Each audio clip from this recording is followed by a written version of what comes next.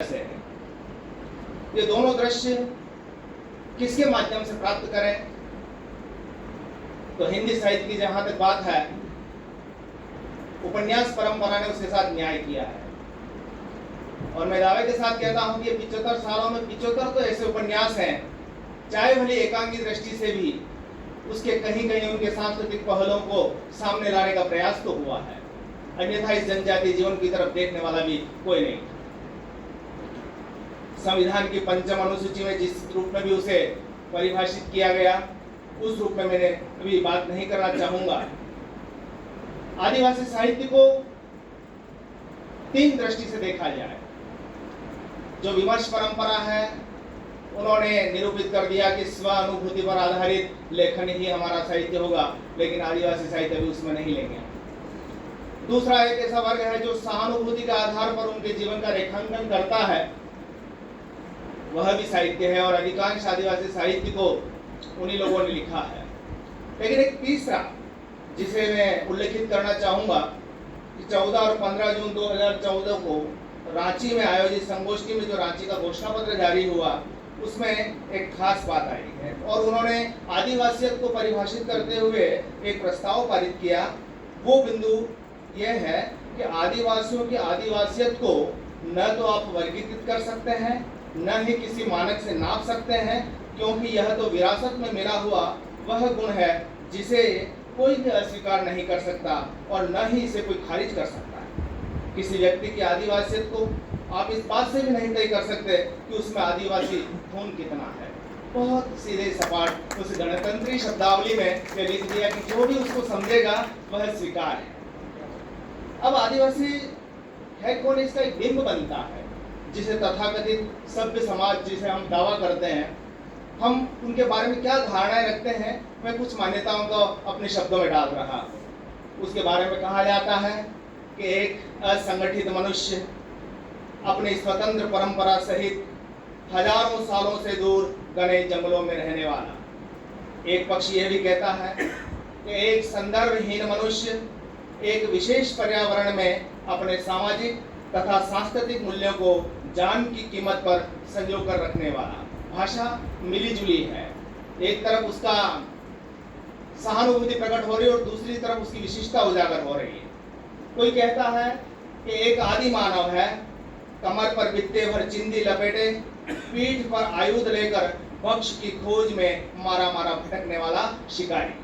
तो कोई उसे एक प्रकृतिनिष्ठ मनुष्य कहता है जो कभी राजनीतिक तथा सांस्कृतिक वैभव से इतराने वाला वह कर्तव्यशील प्राणी रहा, परंतु समय की मार से लाचार, अन्यायग्रस्त और पशुवत वेदना से भरा छला सताया हुआ इंसान। ऐसे कई चित्र हमारे सामने लोगों ने रखे हैं। उपन्यासों के नामकरण भी आपके सामने सभी वक्ताओं ने रखे हैं, लेकिन मैं उन 4 या 5 बिंदुओं पर बात करना चाह रहा हूं कि आदिवासी जीवन से जुड़े हुए और समकालीन उपन्यासों में, खास तौर से 21वीं सदी के इन दोनों दशकों में जो उपन्यास सामने आए और उनमें वो चीज उभर के आई है कि वो प्रश्न कौन से हैं जिनका उत्तर दिया जाना शेष है और वो आदिवासी जीवन से जुड़े हुए हैं। सुबह से ग्लोबल गांव के देवता की चर्चा हुई, जिसका शीर्षक ही ग्लोबल है, यानी भूमंडलीकरण की समस्या से गिरी हुई है जाति और उसके बाद उस पर क्या प्रभाव पड़ता है। लेकिन वास्तविकता देखी जाए, इस भूमंडलीकरण में होता क्या है? एक बाजार होता है जो पूरी दुनिया को बाजार समझता है और वो बाजार वैश्विक होता है, उसके लिए कोई परिधि नहीं होती। और जब बाजार होगा तो उसकी संसाधनों पर नजर होगी ही, और वह भी प्राकृतिक संसाधनों पर तो ज्यादा नजर होगी।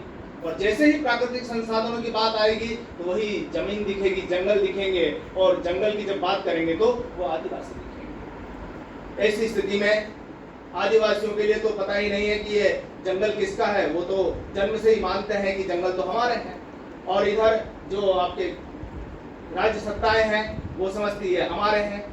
जो उपनिवेश करता है, निवेश करता है, वह समझता है कि पैसा हमने लगाया, ये जंगल हमारा है। तो ऐसी स्थिति में समस्याएं सामने आती ही है।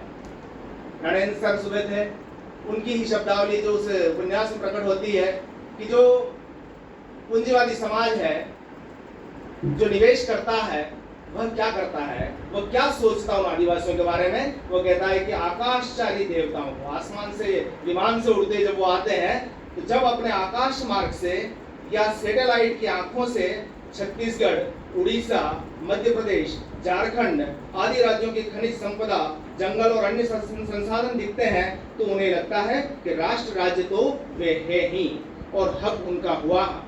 सो इन खनिजों पर, जंगलों में घूमते हुए लंगोट पहने असुर गिरिजिया, उरांव मुंडा आदिवासी, दलित सदान दिखते हैं, तो उन्हें बहुत कौफन होती है और वे इन कीड़े मकोड़ों से जल्द निजात पाना चाहते हैं। दृष्टि क्या कितना बड़ा अंतर है। हम बात कर रहे हैं कि उनकी एक अपनी संस्कृति है और उनके बारे में उनकी दृष्टि क्या है, कैसे भी करके इनको रास्ते से हटाया जाए।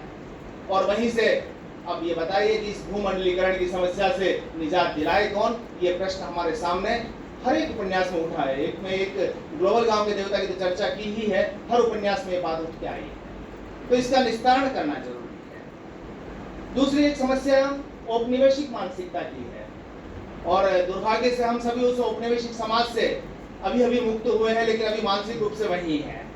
अंग्रेजों की आर्थिक गुलामी के बाद हम तो धीरे धीरे एक अलग धारा में आ ही गए हैं और समझने लग गए हैं कि शोषण किस प्रकार से होता है, लेकिन ये लोग उस दृष्टि से उस छल कपट को समझ नहीं पाते हैं, निरीह हैं। काला पादरी उपन्यास आपने तेजिंदर का कभी पढ़ा होगा और उस उपनिवेश के क्या परिणाम होते हैं कि वो धीरे धीरे उनका मतांतर करके और वो भी उसकी भूख का फायदा उठा करके ऐसी समस्याओं से करीब करीब देश की सभी जनजातियां सामना कर रही है। उन्हें पता नहीं है कि हमें क्या बनाया जा रहा है, क्यों धर्म परिवर्तन कराया जा रहा है। उनका पहला लक्ष्य ही उस भूख से सामना करना होता है और वह भूख क्या है, क्या उनकी दृष्टि है। इसी काला पादरी उपन्यास में देखें कि साहब रात में बच्चा मर गया, उसकी माँ ने कई दिनों से कुछ खाया नहीं, उसको गोद में लेकर उसकी माँ भी मर गई, उसने भी कई दिनों से खाया नहीं। आप देखेंगे कि ये जहरी वनस्पति, बूटियां, बिल्लियों का मांस खाकर भी अपनी भूख को मिटाने का प्रयास करते हुए इस उपन्यास में वर्णित देखते हैं। महुआ मांझी जो अभी राज्यसभा में गई हैं, उनका मरण घोड़ा नीलकंठ हुआ। आप देखेंगे कि रेडिएशन यानी अणु परमाणु नाभिकी उसका प्रभाव जो उन पर पड़ा है, वहां पर जो खनन हुआ है, तो वो भी वहां का जो आम आदिवासी है उसको झेल रहा है और उसकी पीड़ा को कोई देखने वाला नहीं है। तीसरी, जिसे मैं सबसे महत्वपूर्ण मानता हूं, हम उस हवाई बातों से नहीं, भ्रष्टाचार। ये तो हमारे भारत की लगभग जड़ों में समाया हुआ है।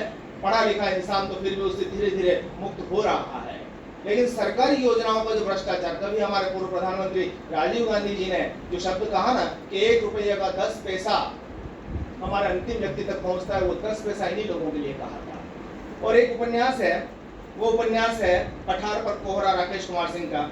उसमें झारखंड के मुंडा आदिवासी और उनको किस तरह से राजनेता और अफसर की मिलीभगत से 10% भी सहायता नहीं पहुंच पाती और उसमें वो बार बार उन प्रधानमंत्री जी का कथन का प्रकटीकरण करते हैं। इसी तरह से प्रतिभा राय का आदि भूमि उपन्यास भी ठीक वैसा ही है, जहां बीडीओ, पुलिस, राजनेता, एमएलए सब कुछ मिलकर के उनके हक का जो चीज आई है उसको लूट लेते हैं। और यहाँ तक कि कोई यदि सीतानाथ जैसा पात्र आए और उन व्यक्तियों के लिए बोले तो उसका भी ट्रांसफर कर दिया जाता है। तो ये एक सामाजिक सच्चाई है जिससे हम मुक्त नहीं हुए हैं। और एक महत्वपूर्ण बात कह करके मैं अपनी बात कहूँगा अंत में कि आदिवासी जिस इतिहास पर इतराता रहा है, उसकी अपनी संस्कृति पर इतराता रहा है, उसे वास्तविक जगह नहीं मिली। ज्यादा दूर नहीं जाने की जरूरत है।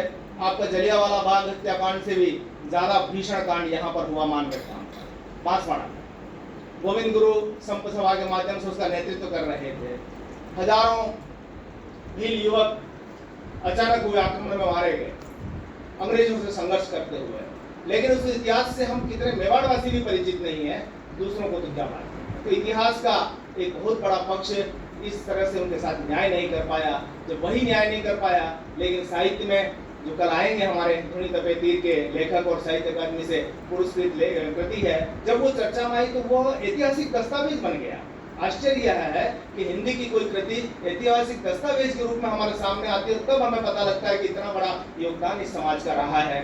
खैर, हम चांद पर जा रहे हैं, ब्रह्मांड को चीर रहे हैं, नवोन्मेष शालिनी प्रज्ञा स्पोर्ट की प्रतिध्वनि को भी सुन रहे हैं, लेकिन वास्तव में देखें तो हम ये चित्र जब देखते हैं तो लगता है कि हम अभी आदि मानव ही हैं और आदि मानवों को पढ़ने की कुव्वत भी हमारे में नहीं है। कीजिए।